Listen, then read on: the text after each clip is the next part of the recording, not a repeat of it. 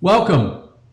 Tonight we have Nicole Gills. She is an Arkansas diver. She went to graduate school at University of Tennessee, got her master's in sports psychology. She's going to be helping us out. She's going to be taking a lot of questions, and we are excited to have her. And we are lucky. And anybody out there, feel free to write in a question or a comment, and we will bring it up.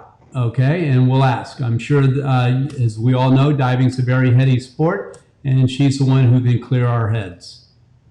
Welcome, Nicole. Thank you for having me. I'm excited to join. We're happy to have you here. Can you tell us a little bit about your diving career? Yes, so a little bit of background about that is I started when I was 8 years old. And I went through ups and downs like every other diver has.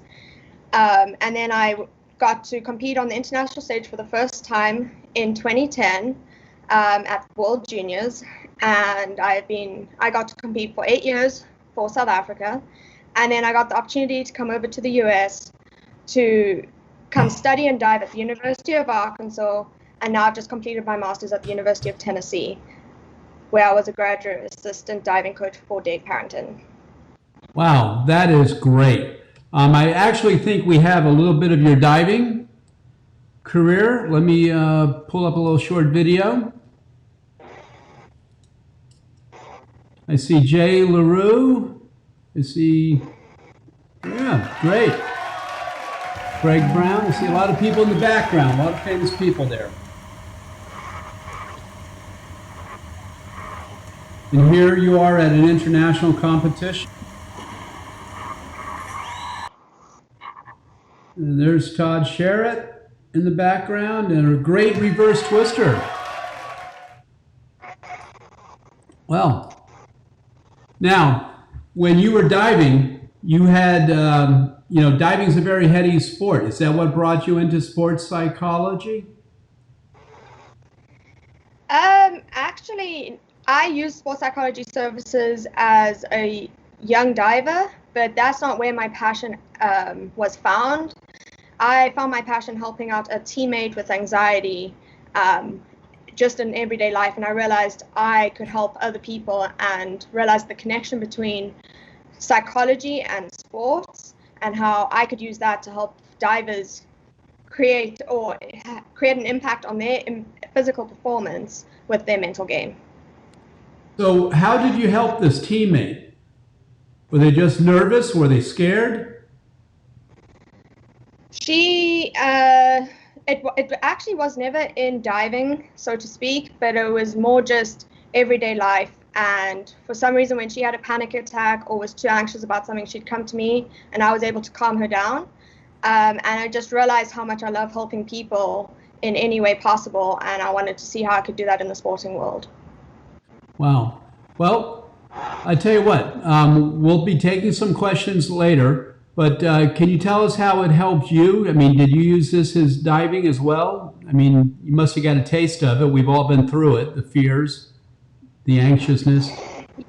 Yes, I experienced the fears, and I can talk about it a little bit later related to what sports psychology skills I use personally and the ones that I love. But basically, I created my own pre-performance routine with the help of sports psychologists that I got to use now for my diving on the international stage, but I also now use it in everyday life. So where were these services available to you when you were in South Africa? They weren't available anywhere.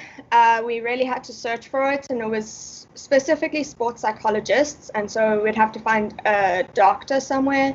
And so in the US, we have a lot more availability with mental performance consultants, which is what I am, and that just helps younger athletes not feel intimidated that they need to go to a doctor because they have an issue, but they can go for any reason just to better their performance. Were you able to use this all the time in diving? I mean, Did it help you all the time? Did you have to revise any of it as you had a larger challenge? So as with physical performance, you have to always continuously practice mental performance. So it's something I used in training and first got used to it while I was training, and I'd used it during each practice. And then once I found my groove in it, I then transferred it into competition and managed to use it in games. And then now in everyday life, if I have to present something for someone, I use that to calm down my nerves or motivate myself if that is needed.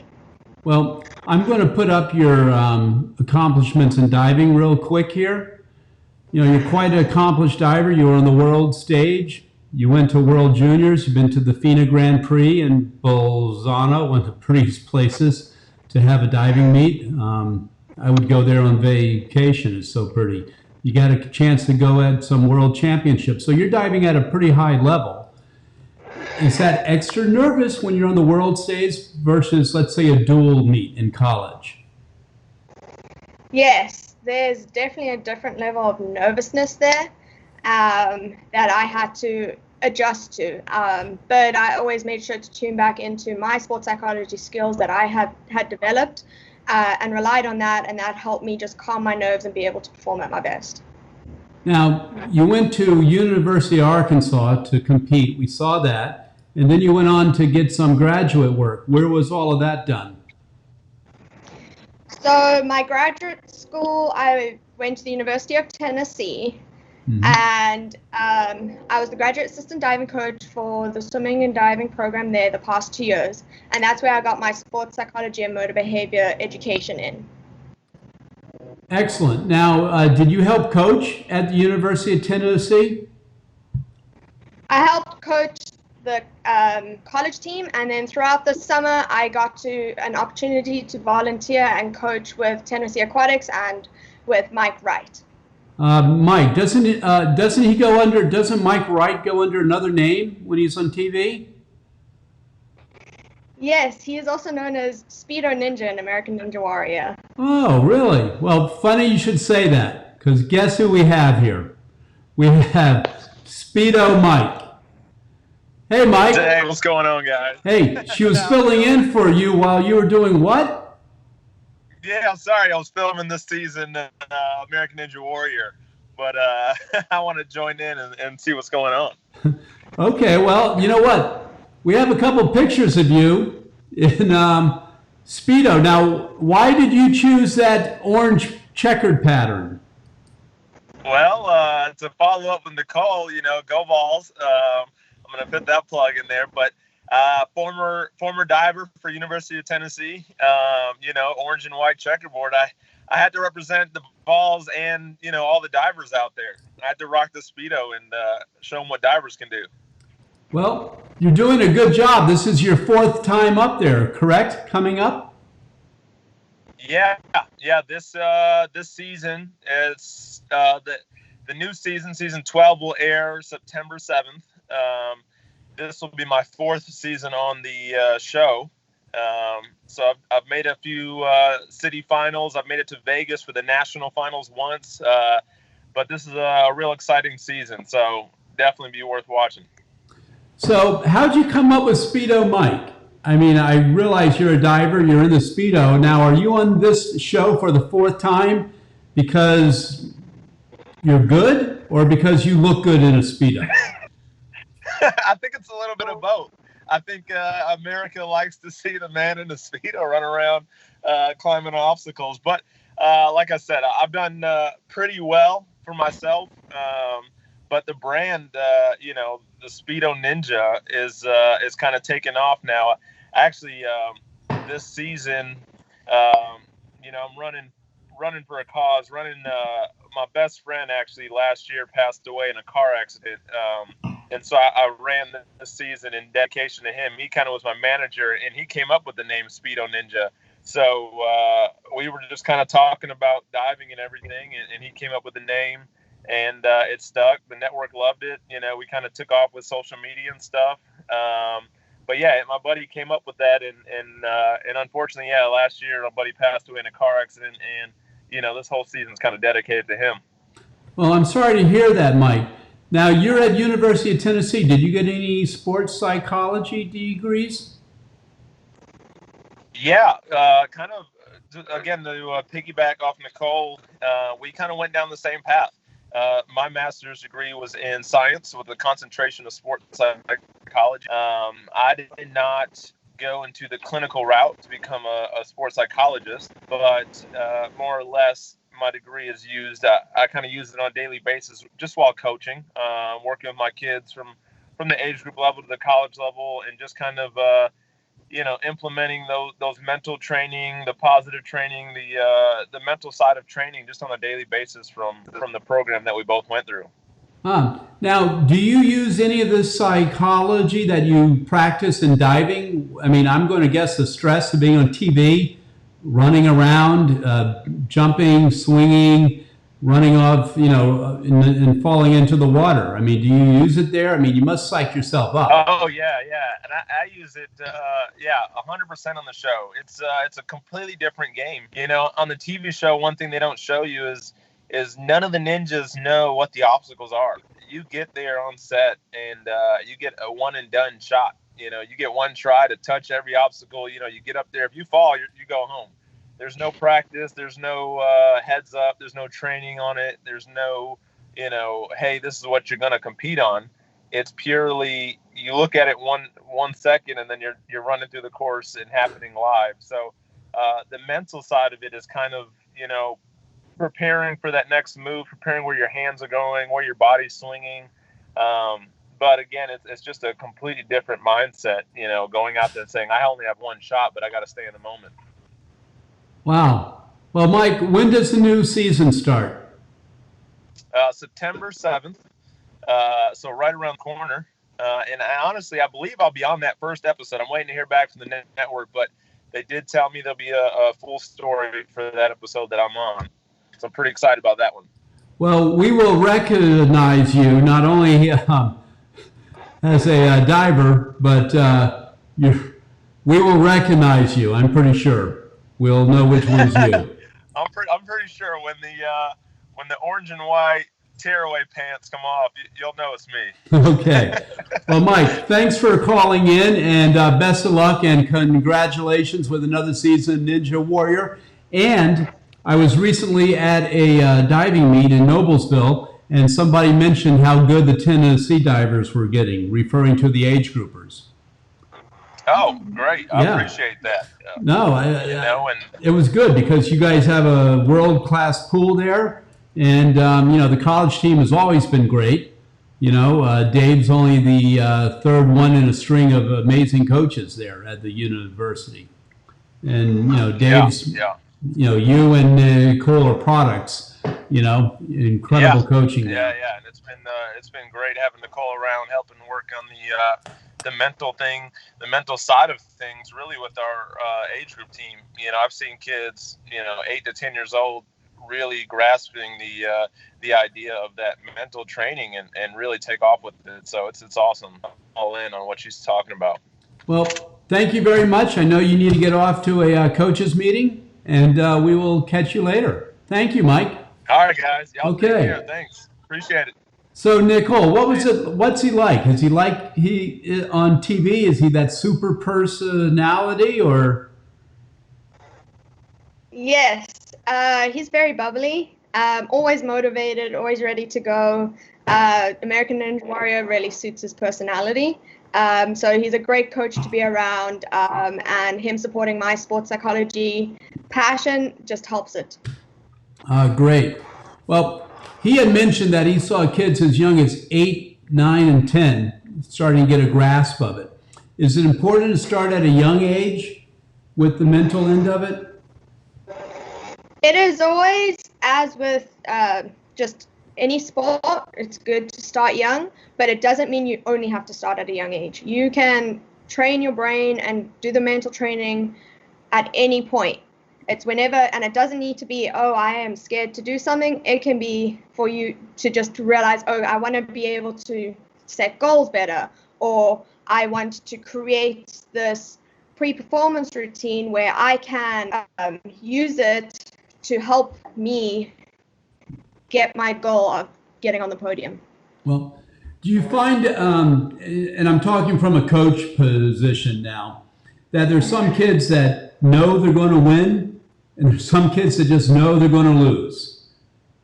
How do you train that? How do you get somebody to say, yeah, I'm in it, I'm fighting, I'm going to win? And then there are kids that just, oh, I know I'm going to lose, grumpy, loomy. So with the kids that go in really confident and say they know they're going to win, that's always an advantage. But then where it can come and bite them a little bit is when they don't reach the goal or win, and then they don't know how to deal with that loss. So I can work with them to realize how that is not the end of the world. Let's move on. Let's focus on your next goals and focus their attention where it needs to be. And then with the divers that always go in zero confidence, which I will be open about it. I was that type of diver. That's not the way you want to go in, because you're setting yourself up for that. And so I can work with them to create confidence through self-talk, positive self-talk, through imagery, or through goal setting, so that they can increase their confidence while they're on the diving board too. Well, I tell you what, I'm on 3 meter. I'm 14 years old. I'm doing my first back 2.5. I'm scared. What type of self-talk should I be talking to myself? I mean, I know what I said to myself and it wasn't very good, but what should I have been thinking? So it's funny that you said 14 years old. It wasn't necessarily back 2.5, but I have a personal experience when I was 14 where I had a mental block, and it was only for a front 2.5 pike. I would not go for it. And I was taught by a sports psychologist at that point to use positive self-talk, which now with my education, I've learned what that means. And I would always say to myself, I can't do it, or I'm going to smash, or I'm going to hurt myself. And he taught me how to try and change my perspective and my mindset. And so instead, I would have to get onto the board. I'd think of 3 things that my coach told me to focus on for the dive. I'd take a deep breath. I'd say, I can do it. And I would go. And for some reason that clicked for me, and it's helped me all throughout my diving career. So did it work instantly, or did it take some time? Did you have to practice it? It takes time. You're not going to learn a front and off tuck as a diver overnight. You're going to have to build those skills, take those stepping stones of doing a front double on 1 meter. So it's the same with mental skills. You have to learn and take each step.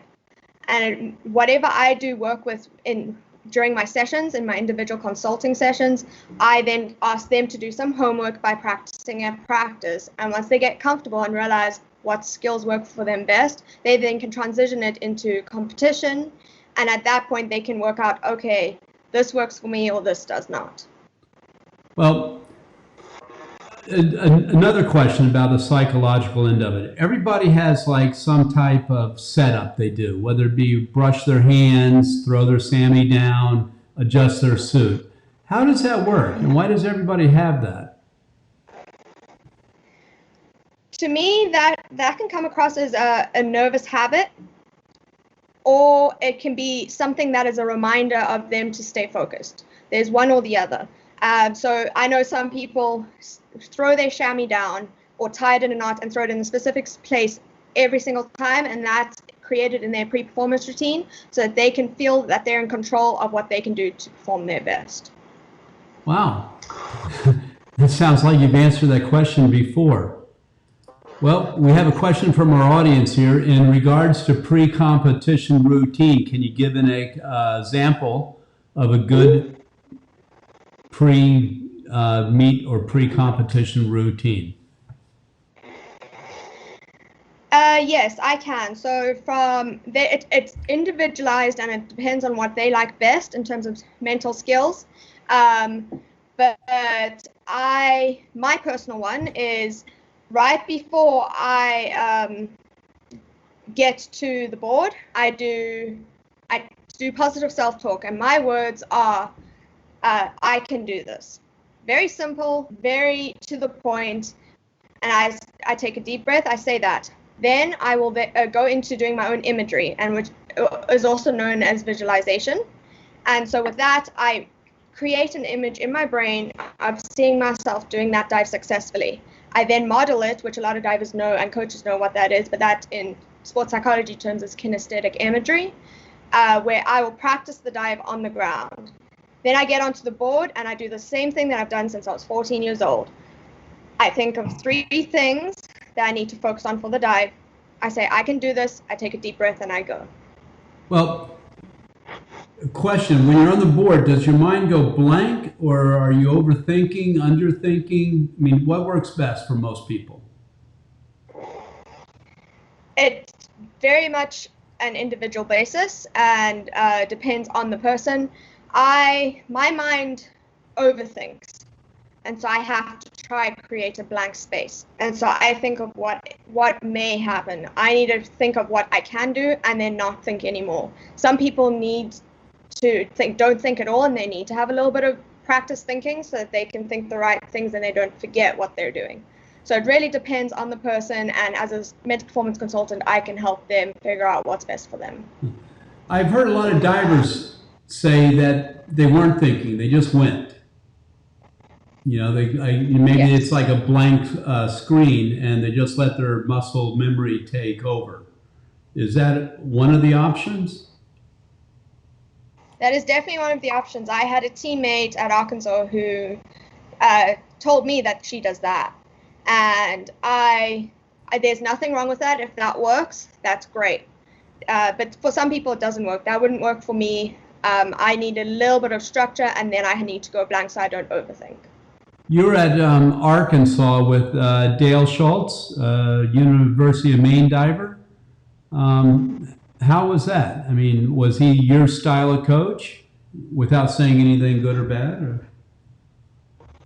So originally I was recruited by Jeff DiNicola, and he's the Penn State diving coach currently. And I had him for 2 years, and then for the last 2 years I had Dale Schultz, and both of them have very different coaching techniques. So as a diver, that may be something out of your control, having a coaching change. So you need to be able to control what you can, and so I had to learn how to adjust to different coaching styles. Okay, well, we have a question from Shelby here. She wants to know, how do you get a diver who has an issue of confidence on the board? What steps do you have to improve that? So with confidence, there are many different ways you can work on that. And my biggest one, because I was a diver that was not confident in myself, everyone else believed me, but I didn't. And I really hounded onto the positive self-talk. So with positive self-talk, you create a phrase or a couple of words that pump you up, give you that motivation. And that should help you feel a little more confident. Another way is something called power pose. So you stand chest up, nice and wide, and that helps you feel more confident, not crouched over and making yourself small. You want to be nice and confident and show the judges that you're confident in yourself, so that they can be confident that you're going to be successful too. So that you're saying that your physical presence actually can make you feel better by standing taller and straighter? Yes, there's a lot of research on it, and there's even a TED talk about it, that a power pose can create your brain to think and create your brain to know that you are more confident than you actually are. Well, you've obviously made a lot of friends around the world. Somebody named Elizabeth Gills is watching you all the way from South Africa, and she's very proud of you, Nicole. I guess that's your sister? It's my mom. It's your mom. Okay. It's good to know your mom's watching. That's great. Okay. I appreciate it, because it's very late at night there for her. Now, how far did you have to drive? How far did your mom have to drive you to practice? So I lived in Johannesburg, where I grew up, and my diving club was about 30 minutes away in rush hour traffic. And so my mom would always make sure that she could get me from one place to the other, and I was a child that did many different sports.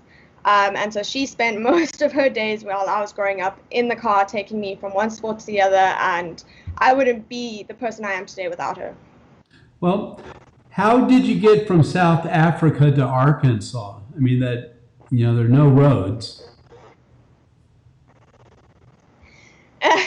Good question.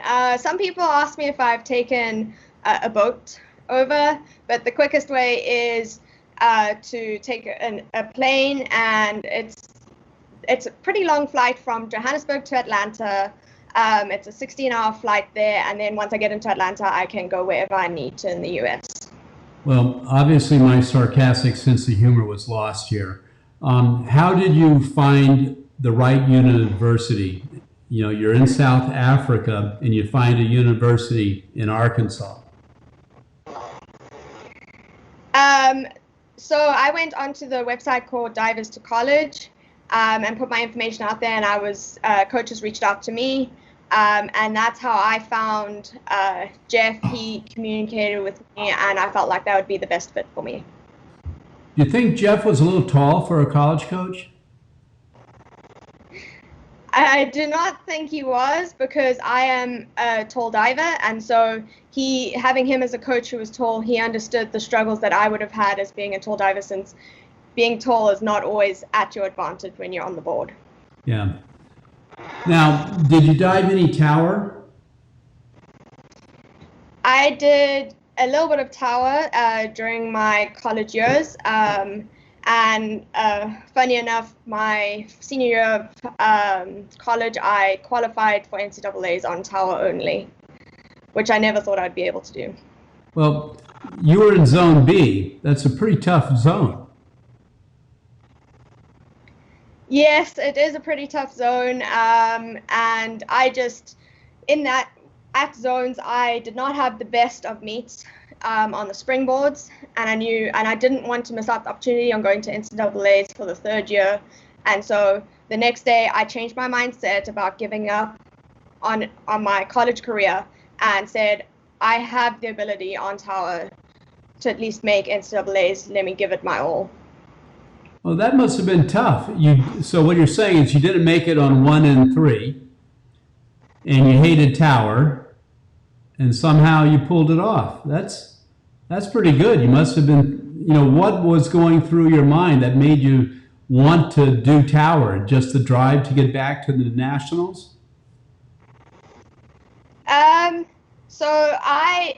Tower was always I've always had the natural ability in it. It just was not my favorite event. But when I just didn't have the best meet on 1 meter or 3 meter at that point, I almost gave up and was like, well, that's it. But I decided, I was like, I need to end my senior year as positive as possible. And I changed my mindset somehow with using my sports psychology skills that work best for me. And I got up there and did everything I needed to get myself that spot. What do you think would have happened had you not made that?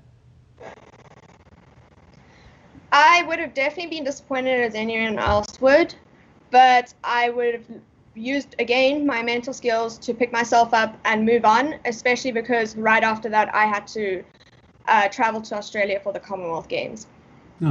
Was that at the Gold Coast? Which pool was it at? Yes, it was at the Gold Coast pool. Okay.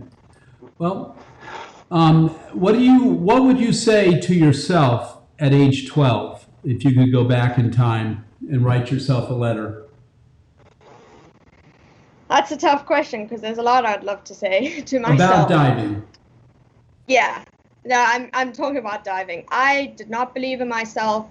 I did not believe anyone else who told me. And what I would want to say to myself is to be more confident, trust the process, and control what you can control. Wow. Pretty short letter. Now, I have a question for you. It seems like a lot of divers are perfectionists. And if something's a little off, they seem to get very upset over. And sometimes they don't do any better because they're focused on making a dive perfect. Is that common with athletes in diving? Is that something that's good, something's bad, something needs to be managed?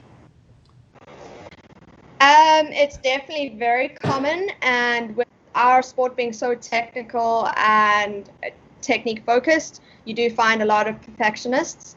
So in my opinion, it can be good, but it also can be bad. So you need to find the right balance. And in that way, that's something in sports psychology that's called energy management. And you can get yourself to a level where you are not overdoing it and then actually hurting yourself in the long run, and rather doing what you can at that point. And if it's time for you to move on, you realize that and you move on and try the next day.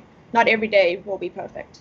Well, Kendall asked a question. She wants to know if you use any breathing techniques between dives, specifically visualization after a bad dive. You know, you do a dive, you smack. What happens next? How do you manage that? So if I do a bad dive and I smack, I have to just, I guess what I first do is I make sure that I process everything. You can't just ignore the fact of what happened.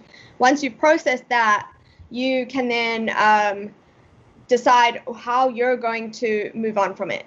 You can either decide to dwell on it, or you can move on by using your self-talk and creating that confidence that it's not going to happen again, and that you have the talent and the ability to do the dive without smacking. Well, how does a diver convince themselves that self-talk is real? Is it something that takes time? I mean, you know, I could tell myself I'm handsome over and over again, but I really don't believe it. Yeah. So again, with positive self-talk, it's tricky. You have to find the words that you will believe. You can't say to yourself, if I can do it doesn't work for you, then it's not going to work. You have to find those words that really stick to you and use those. Okay, thank you. Now, what about the diver who has trouble going to do the dive, and they know they can do the dive, but they can't get off the board?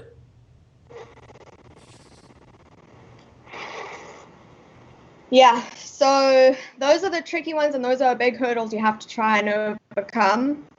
And at times, it depends in your career which steps you take.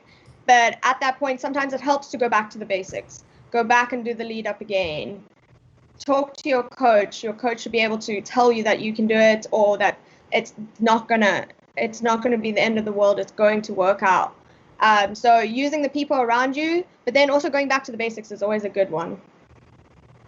Okay, well, we have another question. I get the feeling it's from somebody you know, Chase. He wants to know if you had to choose between winning an Olympic gold medal or seeing your cat, which would you choose? So why he's saying that is someone I know is because I am a cat lover. I can't say I could compare those two. That is just definitely not something I could compare. I would love to win an Olympic gold medal, but at the end of the day, my cat will always be there for me. Well, if you win the Olympic gold medal, you can probably get another cat. I think my cat would be jealous about that one. Okay. Okay, well, Tim Fisher's asked a good question. I'm just asking if he can rephrase it so I can understand it a little bit better. Now, the diver that knows they can do the dive and they've done the self-talk and they still can't go, or the diver that consistently balks. These are common problems that coaches deal with and divers deal with. Is there a way to limit the balking to let divers know that it's okay to go even on a bad hurdle? Yes, there is. That's where communication is the best. So having great communication between your coach and yourself, and knowing where they need to know when they need to stop balking. So personally for myself, if I got into my head, I started balking a lot more, and my coach would notice this and they would say, get out of it, or you need to just recognize that you're doing that. And then I would take a deep breath and completely forget or try and erase everything that I had done before, especially the balking, and I'd try to go again. Well, some coaches ignore the balking. Some of them yell at the divers. Some of them make them do push-ups. Is there one method that works best, or? Definitely not. It really depends on the club or the coach and their technique and their style of coaching. But also, I feel that each coach and diver relationship is very individualized and very unique. So some divers like to be yelled at that point, but some like more encouragement. So you'd have to have a good relationship with your coach to figure out what works best for you. Huh. Okay. Well, I think some coaches, once you have somebody do push-ups, you got to have the others do push-ups or whatever the rule they make. It's like, it's hard to enforce a rule because I like you or because, you don't respond well, as a coach. Yeah. Yeah. Yeah. So did you deal with that at all with your team? Yes, balking is always, I'm pretty sure as coaches know, that's definitely a big issue in most college teams, but also in club teams. And I've had multiple coaches that do different things. So for instance, I had a coach who I had to do pike ups after so many balks, and then the pike ups would increase with each balk.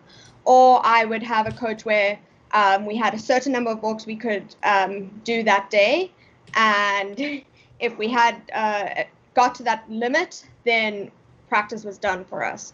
The other one is that, which works best for me, is if I balk, I need to jump in the water straight away. I know in competition you get a restart, Yeah. but it did really train my brain to realize that that first one is the best one to go on and take all of them that you can that aren't dangerous. Well, speaking of the restart, how do you manage that? I mean, the person that balks in a major competition, what's the right way to manage that as a diver? So I cannot talk from experience about that, but I have definitely witnessed it. And the best advice I can give from a diver's perspective, but also from a mental performance consultant's perspective, is to acknowledge that that's happened, accept it, but then go back to your pre-performance routine that is always there. It's what you can control. So I'd go back into thinking of the 3 things I need to think, take my time, say I can do this, and take a deep breath and try again. Okay. Well, did you ever balk in a meet? Not that I can recall. I have had a bad hurdle where I've slipped off and could not complete the dive, but I have not, to my recollection, balked at a meet. Okay. As a diver, sometimes you see divers that do 100 dives right, and they do 1 dive wrong, and they go over, they go short, they do a belly flop or a back flop, and you talk to them, and that's all they're thinking about. They did 100 good dives, 1 bad dive.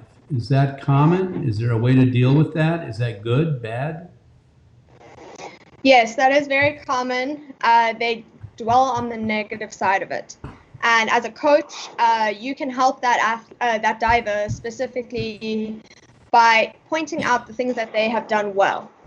And so if the dive, let's say it's a very minimal type of situation, they went over, but they had the best start and they're frustrated with that, you point out that the start was important and that was progress. Then as a diver, you need to listen to that, accept it, acknowledge it, and then find your own positives that you found in it. Okay, now I think I understand Tim Fisher's question. He's one of the premier diving coaches out in the Washington area. He wants to know, diving under pressure, are the best divers better at handling pressure, or are they better at not viewing the pressure? They don't think of it as pressure, or do they manage the pressure? I think every diver at at an elite level knows there's this level of pressure, and they just have figured out their way of dealing with it. They know it's pressure, but they drive it into motivation or into a part of their pre-performance routine. They feel that, and they change it into energy that they then can use. Okay, because, to Tim's point, there are divers that just don't care, and they dive great because there is no pressure. And then there are people who think their parents or their college scholarships depend on a great score. And then there's the diver that, gets a 5 and thinks they should have had a 7, so they try to get an 8 the next time, and they've never got an 8. Then they get behind, and then they try to get a 12, and all of a sudden they just keep going downhill. How do you manage that? Is there a method? Again, it depends on each person. So I'd work one-on-one with them to figure out what would work for them, to see. But in general, you do not want to, you need to stay in the present. You need to know what's happening at that point. Yes, review the past, but you need to always accept it. That's the biggest thing, is to move on, is to accept it. Okay. Well, Shelby wants to know, you're at a meet, a diver hits his hand or his head. How do you manage that, with your diver watching that? Because, they tend to focus on it. Yeah. So from a coach's perspective, you would hope that your diver is not paying attention to the meet and those divers. If they like to do that, that helps them. Then they need to figure out that they see that and they need to erase it, or then go back into their own bubble and focus on their own dive, because it doesn't mean it's going to happen to them.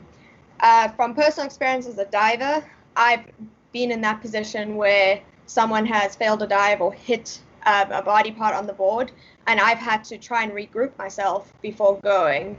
And all I do is, again, go back to the pre-performance routine, which is basically like gold to me, and take a deep breath, think of what I need to do, and just say, I can do it. You ever been in a situation where you had to go without doing your pre-performance routine? Yes, and I would say that with diving, we can control. You don't have to rush off the board.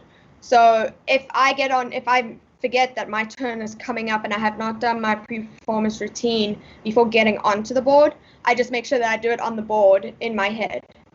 So none of it, apart from the modeling, all of it happens internally, and no one would see that. So I'd be able to do it, and a pre-performance routine, typically for divers, will only take a max of 10 seconds. When you dove, did you dive by feelings or did you dive by spotting? So I started by feelings. My eyes were tightly shut as a child. I would not open them. And I learned the hard way by smacking in competition, and had bruises for 2 weeks from coming out a little too late on a reverse one-off tuck. I was very young. And that's when I learned that spotting helps you. And I encourage every diver to try and learn how to spot as soon as possible. Do you think your confidence goes up if you can see where you're going versus not? Definitely. I think that there's that element of fear that's taken away if you can see, because then you can process what's happening and you can react in a way that works best. I know that it has to be an instantaneous reaction, but as you get used to spotting, you'll understand and be able to work out what you need to do to adjust. Now, I've been to a couple international meets with the South African team. My impression is that they're probably not the best funded organization, and diving may not be the biggest sport there. It takes a lot of dedication and time and money to do it, and probably for not a lot of recognition also. What was it like as a young diver on the international scene? It was tough. All all but one of my competitions internationally was self-funded, and so I'd have to find the money to be able to do that. I was fortunate enough to have some very supportive parents throughout that, but it puts that extra stress on me that I am relying on someone else to pay for me instead of not. I am representing my country, and we should get the privilege of getting to be funded, but it's just something that can't happen in our country. And so it's something that I've had to deal with and accept. Well, did it put more pressure on you as a diver? Because your parents or whoever was funding you, they're hoping that you do well and you want to please them. And was that extra pressure? Some people would see it that way, and they'd have to figure out a way to change their perspective. I did not. I just saw it as being supportive, and that with my work ethic, I worked hard enough to just do the best I could when I was there. Huh. Okay. Do you have any words of wisdom for divers and coaches? And you've been on both sides. You've coached. You've been a diver. Your degrees speak for themselves. What advice would you give to a coach? Because you've seen what coaches do, and you've also been the diver at a very high level. So the advice that I give to coaches is each person is individual and unique. And so the best way to be successful with each diver is to try and understand, communicate as much as possible, and understand what works for them without having to be too individualized that it looks like you're one-sided in a club or college team. So there's that balance that you have to try and work out. And then as a diver, my words of wisdom would be 3 phrases or quotes that I go by, and that's trust the process. It is a journey, it's not a race, and control what you can control and believe in yourself. Well, we have another question here. What was the biggest challenge you faced in your diving career, and how did you overcome it? I would say I've had a few challenges that would stand out to me, but my biggest challenge was definitely the coaching change. I was at that point in my life, I was very happy with everything that was happening. It was an Olympic year. I had just trialed for the Olympics and missed out by 2 spots. And I was just very focused on going back to Arkansas and training with Jeff at that point. And when I got the news that we were having the coaching change, I had to wrap my brain around it and figure out what I wanted to do in my next steps and how I wanted to handle it. And that took a while, and I had to take some time to process it and just sit with my emotions. But I do believe that I managed to do the best I could from that situation. Well, I guess you had your mindset on a certain style and coach, and it changes, which is fairly common in our sport. There's a handful of coaches who've been there for 1,000,000 years, and even Dick Kimball moved on after 429 years of coaching at University of Michigan. So that was a really big challenge. Yeah, it was a big challenge, and it is diving related, but it's more also a personal situation that not everyone would have. But I do know people have that as a challenge, and they don't know how to handle it. Was there a vacuum in your life when you went on to graduate school? Did you train a little bit at Tennessee, or did you hang your suit up? So after Commonwealth Games, I decided to take a mental and physical break. And I took 6 months off to decide what I wanted. And when I started coaching again and was in the environment at the University of Tennessee, I decided I wanted to try at least give it a shot for 2020 Olympics, which is now 2021. And it just came down to the stress of trying to juggle graduate school with my classes, training, but also coaching. And that schedule got a little too hectic for me, and I realized my passion my future career lies in sports psychology, and I wanted to pursue mental performance consulting. So I decided in April of 2019, at my last national, to hang up the suit. Wow. Was that a hard choice? Was there a vacuum? Did you have a void? Did you watch cat videos to fill your time, or? So I didn't really accept it at first, and I have now come to terms with it. But I think what helped is because I was still in the environment every single day, I didn't really realize that I wasn't out of it anymore. I just transitioned from being an athlete to a coach. And so I just used all that motivation and my goals in my diving career and transitioned it into my coaching career that I've had so far. Do you have any advice for the divers that were geared up for 2020 who now have to wait till 2021 and then even 2021? So maybe. Yes, that is definitely, it's an uncertain time, and I think that just not even with the Olympic athletes, but with everyone being able to get pool time or being able to have a season, especially with the college athletes, the best thing is to work on what you can do now. And if you can't get physical training in, mental training is just as good. There's science about it and research about it. And so do what you can do to make yourself better in this situation. Okay, now, if people want to reach out to you, you give advice for clubs. You do like Zoom meetings for clubs, I'm guessing, right now?